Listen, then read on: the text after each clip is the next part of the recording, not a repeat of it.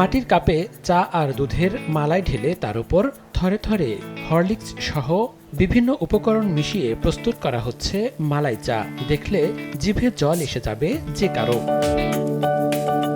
সুস্বাদু মালাই চা খেতে প্রতিদিন দূর দূরান্ত থেকে বন্ধুবান্ধব নিয়ে ছুটে আসছেন হাজার হাজার চা পিয়াসী মানুষ।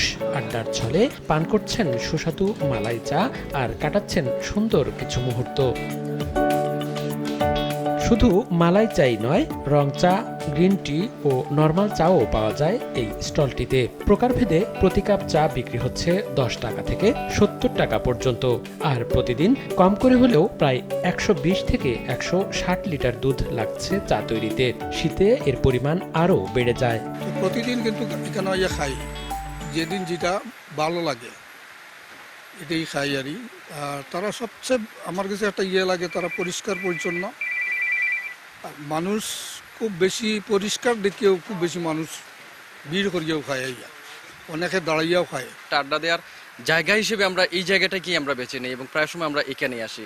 আর তাছাড়া আমি কমলগঞ্জে চাকরি করি, যখনই শমশেরনগরে আসি তখনই এইখানে এক কাপ চা না খেলে যেন হয় না আর কি। ওয়ালটন ফ্রিজ কিনে অনেকের মতো আপনিও হয়ে যেতে পারেন মিলেনিয়াল।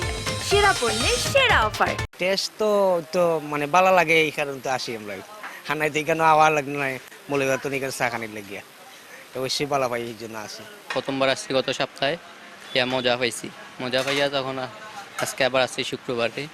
সবাই মিলে ছুটির দিন, বন্ধুরা মিলে আসছি যে আজকে আবার খাওয়ার জন্য আসছি শমশেরনগর। নিজ থেকে কিছু একটা করার ইচ্ছা নিয়ে অতি সাধারণ গোছের স্টল দিয়ে বসেন যুবক নুরুল ইসলাম সুজন। এরপর ক্রেতা আকর্ষণে একটু ভিন্ন স্বাদের চা বিক্রি শুরু করেন তিনি। সাধারণ চায়ের পাশাপাশি মালাই চা সহ প্রায় 12টি আইটেমের চা প্রস্তুত করেন সুজন। এরপরই চারদিকে হইচই পড়ে যায় সুজন টি স্টল নিয়ে। স্থানীয়দের পাশাপাশি দূর দূরান্ত থেকে আসতে থাকেন চা প্রেমীরা। এরপর আর পেছনে ফিরে তাকাতে হয়নি তাকে।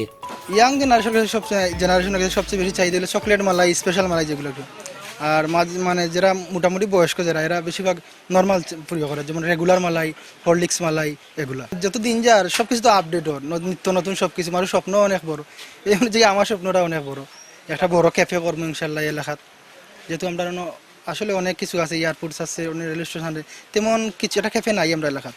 হয়তো একটা ক্যাফে করার ইচ্ছা আছে, আমার স্বপ্ন আছে অনেক বড় একটা ক্যাফে, এটা আমি নিজেই করতেই করলাম যাতে সবকিছু পাওয়া যায়। 2016 সালে মালাই চায়ের স্টল দিয়ে বসেন মৌলভীবাজারের কমলগঞ্জ উপজেলার মুন্সিবাজার ইউনিয়নের রামপুর গ্রামের যুবক নুরুল ইসলাম সুজন।